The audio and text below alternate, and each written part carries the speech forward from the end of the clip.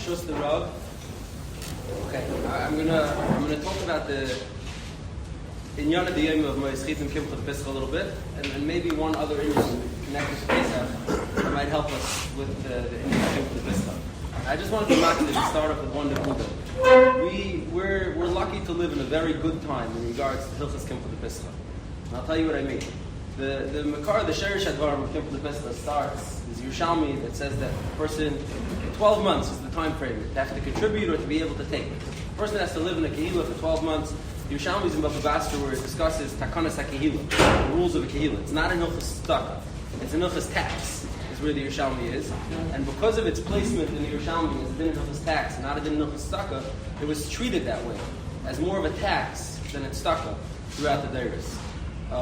For example, the halacha used to be that one could not give meiser money to Kimchot Pesach campaign, the Mois Chitim campaign, because you had to give it. It was a tax. And taxes can't be paid for Mois Meiser. A very common way that the Kehillah would schlep money for Kimchot Pesach, the fortune to do it, was they would impose a matzah tax. Any matzah, at every per pound of matzah or per matzah that was sold in the matzah bakery, the Kehillah would levy a tax of, let's say, 2 pennies per matzah. And like that, they got it. So they developed this whole industry, a cottage industry of importing matzahs. I would go to your town and get matzahs from there, and I'm not from the town, so I don't have to pay tax. You go to my town, get matzahs from your bakery, from my bakery, because you don't have to pay tax. And then we sell it in each other's towns, and everyone's happy. So we find chuvas of Pesachim Paskin, the new Isser, called matzahs chutz. In a lot of kehillas in Europe, there was an Isser called shchute chutz, of a behemoth that was shechted out of the kehillah that didn't have the hashgacha of the Rav, of that kehillah, would be considered trade. So in a lot of kehillas, they instituted a policy of matzahs chutz. If a person brought matzah from out of the city, it was considered chametz gamur. And you find different meshivim. I saw 2 chuvas about this. The different meshivim, mechatesa, that the rabbanim could turn into chametz, who says, and ganzem arachas to allow this mechanism of forcing people to contribute to Kimchot Pesach. I saw Lamashal, the Balatanya writes that Hagam the Yerushalmi says it's 12 months in and 12 months out. And there's other dinik tzedakah and whatever. The Balatanya says, don't be too machmer on these constrictions. We're very brave to be mechayev people, Kimchot Pesach, meaning the idea of it being a mas hatzibur, like a tax on tzibur, not an optional thing, was very, very common in Europe. Now, additionally, I saw the Balatanya in one of his letters writes that he was memana a person in each city, a rabbinic hacker, to look at every person and adjust and say, I think he's able to contribute $100, he could contribute $200, and kafi, whatever the mumuna would decide you could contribute, is what you're mechuyev to contribute. So if you lived large the whole year and the mumuna got the feeling that you had a lot of money, you had to pay a Pesach from it. It was a tax. It wasn't something that you could choose. Now, Lamaisa, that kind of fell to the wayside, and today it's a tzedakah that's asked for like a tzedakah. So, I just want to say we live in a very easy time in regards to the Pesach, and because of this, Shlomo Zalman says that Bisman Hazeh, a person could give from his Mayis Meiser to Kimchot Pesach, because today it's a tzedakah, it's not a tax anymore. Now, there's a kasha that I want to address. It's a kasha I must have seen 15 through to do this week.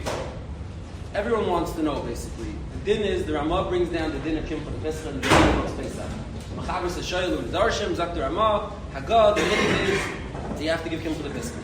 Now, the kasha is, what is taka unique about Pesach time that we levy this community tax? Every community, there's people in need in every neighborhood, in every community. The history of Klal, so there always has been. What's the miyuchad to the tkufa of Pesach, Erev Pesach? That's when Chazal in the Yerushalmi started to levy this tax or this tzedakah on the tzibur. And there's terutzim. I must have seen 50 terutzim this week, but there's one of them that resonates with me, and I just want to share it, but I want to comment it a little bit the scenic route. So, at the end of Reb Kiva life, like about a year and a half before he was nifter, this is a letter that he put out. It's not in Chuvas Reb Kiva as far as I know. It's not in any of his It's a letter that he published in Poznan and he sent out to other kehillas, where he created a brand new Isser. It seems at that time, in the 1830s, it was becoming popular to have Pesach schnapps. Gevelach schnapps is made out of old things that are machmitzim. It's very hard to have schnapps that's kosher for Pesach. At that point, they started inventing potato vodka and other drinks like that, and it became popular to have schnapps for Pesach. Now, obviously, when there's a new innovation in the market, it's karach in many, many shilas, and of course, it was leading to a lot of problems. When Kveger publishes a letter, he writes. We know from the dating of the letter, it's published on Hanukkah in 1836. When Kveger dies less than a year and a half later, Kveger's nifter, so he's old. He writes in the letter that I'm old, my koiches are gone, I can barely talk, I can barely walk, I'm an old man. But this is important to me that I need to share this with everybody.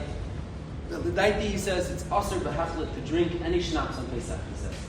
Why? Because a tremendous amount of problems happen, and I've heard stories of people who had Grace Rabbanim go down to their brewhouse, to their brewery, and watch all the ingredients they put in, and everything looks kosher, and they give a hachshir, and 2 years later we find out that they've been stashing the hops in the water before they put it in the cistern, or they ate this and things, and people have been fooling, and the Mela, it has to be asur for Pesach. A person cannot drink any sort of schnapps, even kosher Pesach, with hashkafah from a good rub, on Pesach is asur. And then Reb Kveger continues, and he says, that's al-tzlach shashish shabbat. Shema taimar, okay, I'm going to do it very carefully, I'll make it myself. Whatever a person wants to make it in his own house, make it in my bathtub, I'm going to make a vat of Pesach schnapps for myself. Says Reb Kveger, and this is a very interesting rabbinic device that he uses. He says, Gam he says, it's asur mipnei tama kamositi, because of a reason that I'm keeping secret by me, the eini megale ke'es. I'm not revealing the reason as to why it's asur right now. Now this device, tama kamos, it's a tam that I believe in, but I'm not sharing it with you, so you can't debate it with me. It comes up rather a decent amount in the Paiskim. The most famous of them we'll see is Mashim Matzah, but the Tama Kamos is a very popular rabbinic device. The Yehuda uses it, some Sefer uses it, Kveger uses it, the Rechaim uses it. Ad Kedei Kach, I even saw it used in a Gantzim Aracha from a Satmar Rav in Monsey, who was very bothered that the Gedolei Lita all say that voting in Bechirot is a mitzvah. But he says no one ever gave a reason. The Satmar Rebbe, when he said it's an Isser, gave a reason. He has a whole svarim why it's Asr. And the Gedolei Lita all are saying it's a mitzvah pnei tam hakamas.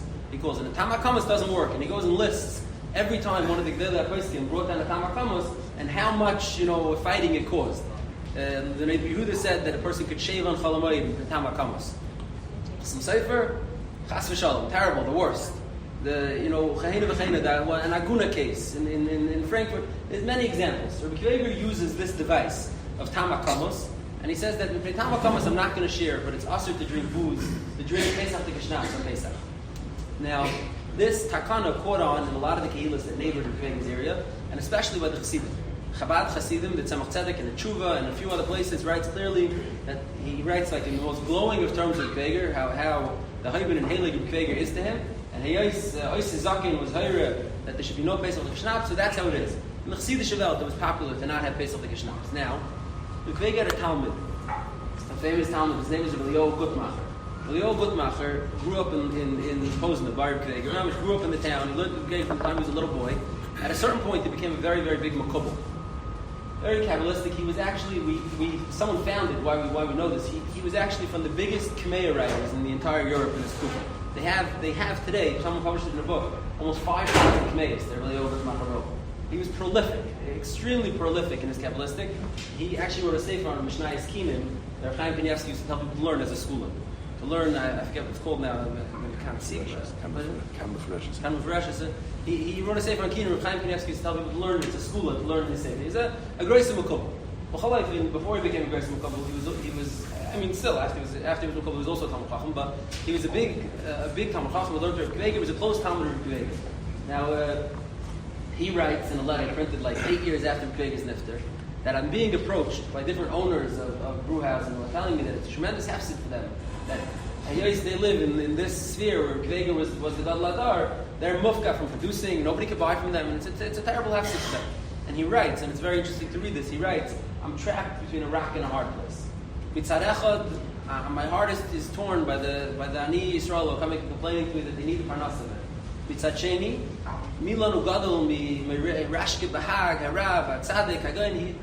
5 lines about his Rebbe Reb Kveger, and how could I even have a havamina to argue on my Rebbe Reb Kveger? So he says, here's what I think. Yaveh Akasav Ashlishi, he says, I knew Reb Kveger very well, and Reb Kveger was not a person who made xeris and takanas that hurt people. And if he would see that this is hurting these different people, then Avada, he would be chayzer too, and he would allow it. And then he continues, and he goes through Pegis Chashis, he says why they're not such good Chashis, and then he arrives at the Tam HaKamos, and he says, my Rebbe said that he has a Tam HaKamos, a secret reason that he's not revealing to us right now why it's Aser. He says, I think that I know that Tam HaKamos is bottled by now. Now, the reason why I'm prefacing that he's a very good couple is because it's relevant to this. He says that I think the Tam HaKamos is bottled by now. Comes along Shlomo Eger, his son, he writes a fiery letter that if my father said it's a Tam HaKamos, it's impossible to know if it's bottled. He didn't tell you what it is. Whatever you're thinking, it could be something else. And maybe that one's not bottled. You can't. How could you undo an issa that my father made, the frak b'seif yama, when he was, mamish at the end? Can't undo it, and the issa stands strong. Now, so what is this Tam HaKamos that Beg was relying on? That possibly Rabbi Yoel Gutmacher held was bottled or not. Now, I don't know. Nobody knows what the Tam HaKamos is. But in some Chassidish Svarim, it's brought down. B'Shem Nuzurcha Magid, not directly in regards to B'Shem Nuzurcha Magid, that the Zohar refers to matzah as Michla de Svasa, I think, healing food that heals. Nuzurcha Magid said that when a person is eating food that heals, when a person's on a dose of medication, you don't drink alcohol. This is what they say B'Shem Nuzurcha Magid. Now, on its face, it sounds like a joke, right? Like matzah's medicine doesn't stem, it's in the label, FDA, you can't do it, you stay away from it. But l'chayra, what the Mezritch Magid is referring to on a Kabbalistic level is there are things that are incongruous. Like if you do things that are steer to each other, you could turn things that are mitzvahs, that are beautiful, into things that are like mekatrim on you. When something's incongruous, when two things don't stem with each other, it could turn even the most beautiful things sour, is what the Mezritch Magid is saying. Now, with this I just want to explain. The Shari Tshuva brings down, going back to our Kasha, he wants to know, why is Kimcha L'Piskel something that was established after Pesach? The Shari Tshuva says something without a source, but it's a svara pshuta. He says, Pesach is a yom tif that's built around coming together as family, bringing out your nicest, your best, your finest, in your dress, in your food, in your kalim. It's a time that's built upon bringing out our best.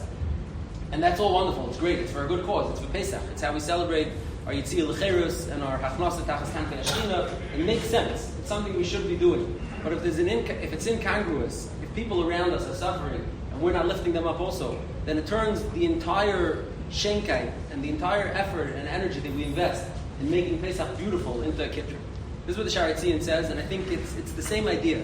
Is even the nicest things could turn sour if there's steerus, if it's incongruous, if we're not doing the whole picture, if the whole picture doesn't match. It brings to mind the Gemara in Gittin says that if a person sees in the Chassid Mismaitetin he's not doing well financially, it says he should give to tzedakah. And if he sees he's doing well, kal v'chemer he should give to tzedakah. Mashal, it says, to a sheep that's full of its gizas, full of the hair, if you shave it off and it has to swim through a river, it won't sink. It's light. It's able to flow.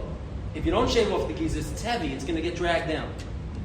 If we don't lift everyone else up around us, it's incongruous. Our shenkite and our beautiful yom tov and our hidur yom tov afilu becomes into a negative. This is what the Shari Tzion says. He explains the reason for the Chazal's kriyas, specifically Pesach. I just want to say one thing. I saw in a sefer that listed, I think, 13 terutzim to this kasha, and at the end he says, L'maisa, none of these terutzim really talk to me. None of them really, answer the question as good as it should be. So Memela, Tzvaka Shita could be all year, and there's nothing b'yuchad about Erev Pesach. So Kal v'chemer, a Karen like ours, that taka isn't b'yuchad for Pesach. It's collected Pesach, but it's for the whole year. Is l'chayim v'kayim all the terutzim. Okay. Just want to thank Yoni Tak. You've just experienced another Torah class brought to you by TorahAnytime.com.